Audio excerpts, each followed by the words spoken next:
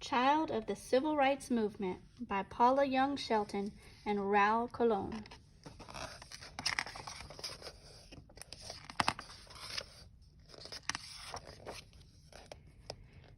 Going home. Mama was from Alabama.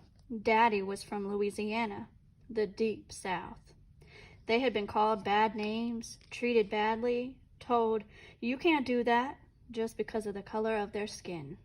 They grew up with Jim Crow, laws that said black people had to sit in the back of the bus, the last car of the train, the balcony of the movie theater, laws that said black people couldn't vote.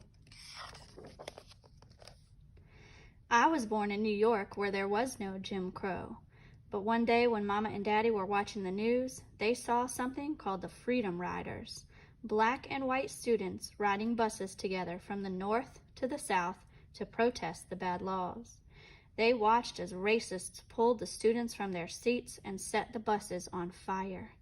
"We have to go help," my father exclaimed. "We have to go home," my mother declared. So Mama and Daddy packed up their 3 little girls, Andrea, Lisa, and me, and we went back to Georgia, back to Jim Crow, where whites could, but blacks could not, back to the heart of the Civil Rights Movement. My first protest. In our new home in Atlanta, Jim Crow was everywhere. At first I thought Jim Crow was a big black crow that squawked whenever a black person tried to get a good seat. "Caw, caw, you can't sit there." But really, he was a white man who lived long ago. He painted his face black and made fun of African Americans. He didn't sound very nice to me. I guess that's why they named laws after him, because they weren't very nice either. Despite Jim Crow, a few restaurants had opened where blacks and whites could eat together. One Sunday, Mama and Daddy decided to see how far things had really come. So after church, we went to have brunch at the brand new Holiday Inn restaurant. We stepped into the fancy lobby with chandeliers hanging from the ceiling. And when we asked for a table, they wouldn't let us in.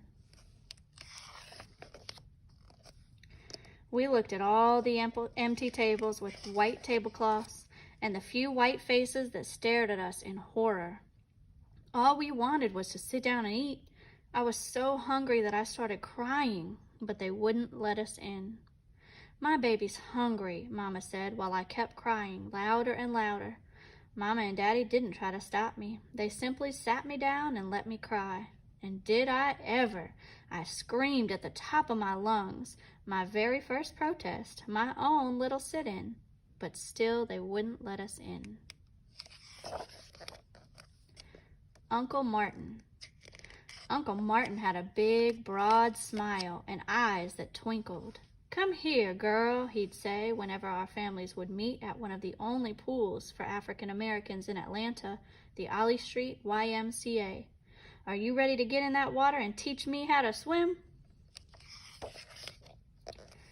Run! I would run as fast as my little skinny legs could carry me.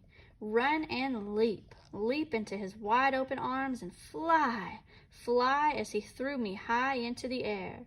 "No!" I would scream and laugh, my arms clasped tightly around his neck as he pretended to throw me in. But Uncle Martin wasn't really my uncle, not by blood anyway.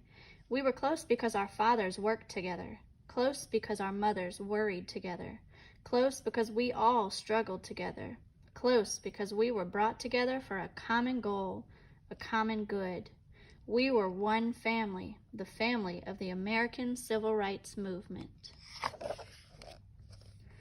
The Civil Rights Family. Like all families, we'd have dinner together, and since there were so few restaurants that served African Americans, we'd often eat at friends' houses.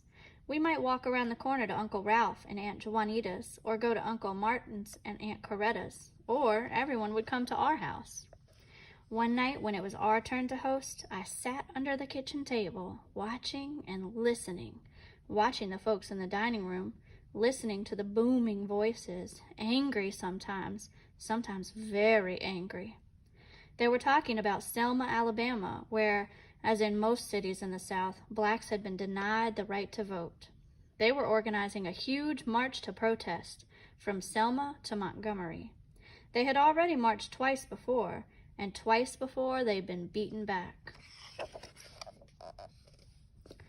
With everyone trying to talk at once, I thought they sounded just like instruments tuning up before a concert. Blackwell, the professor, was like a trombone, so smooth, clearly presenting the facts. Hosea ambled around the table in his overalls, tooting like a tuba. I was in Selma last time, and we've got to go back. Let's wait, Daddy said, the mellow saxophone of reason. I flinched when Big Orange stood up, his huge frame towering above everyone else. That ain't right, Andy, he boomed like a bass drum. We've got to go help these folks now. Uncle Ralph agreed, his voice rising melodically above the horns and drum like a violin. Then Aunt Dorothy's sweet soprano joined in. We've got to get the young people involved, she sang. If they can go to Vietnam to fight, they can fight at home. Mama's flute chimed in from the kitchen, reminding the men that the women would be the key to any march's success. Meanwhile, Uncle Martin sat silent and listened to the orchestra play. Uncle Martin loved the music of his friends and knew that each instrument needed to be heard, but he also knew that in the end they must come together like a symphony, as one. Paula, baby, Mama said, set the table. I slipped out from my hiding place, grabbed the napkins and forks, and bounced into the dining room, my nightgown fluttering behind me. The discussion continued as passionately as before, but as I set each plate, the person seated paused, looked at me, and smiled, patted my head, or gave me a gentle hug. Dinner's ready, Mama called, carrying in a large dish of macaroni and cheese. Let me help you, Jean, Aunt Dorothy volunteered, and went to get the bowl of green beans and a pitcher of sweet tea. In the kitchen, Andrea grabbed the baked chicken and marched in first, as always. Lisa came next, carrying a big, beautiful salad, and I got the basket of cornbread. Sometime later, when everyone was done, there were hugs and kisses, and I'm so full I can't walks, about raving about the macaroni and cheese, which seemed to come from a magic pot that filled up every time you scooped some of the creamy casserole onto a plate. No matter how many people came to dinner, there was always enough to go around, enough to strengthen, enough to comfort the family of the civil rights movement. Selma to Montgomery. Daddy was away a lot. Alabama, Mississippi, Florida, Georgia, while Mama stayed home to care for us. He was away marching, organizing, registering voters, protesting unfair laws, teaching nonviolence. Sometimes he was beaten. Sometimes he went to jail for breaking the Jim Crow laws that said blacks and whites couldn't eat together, or go to school together, or even drink from the same water fountain. Sometimes he went to jail just for marching. But when Daddy was getting ready to march to Montgomery, Mama said, I'm marching too. So they packed up their 3 little girls and we headed to Selma. We gathered at Brown Chapel AME Church the next morning with thousands of others. I looked around and saw so many different kinds of people, black and white, young and old, rich and poor. There were Jewish rabbis, Catholic priests, and lots of Baptist ministers. There was even a man with one leg who everybody called Sunshine.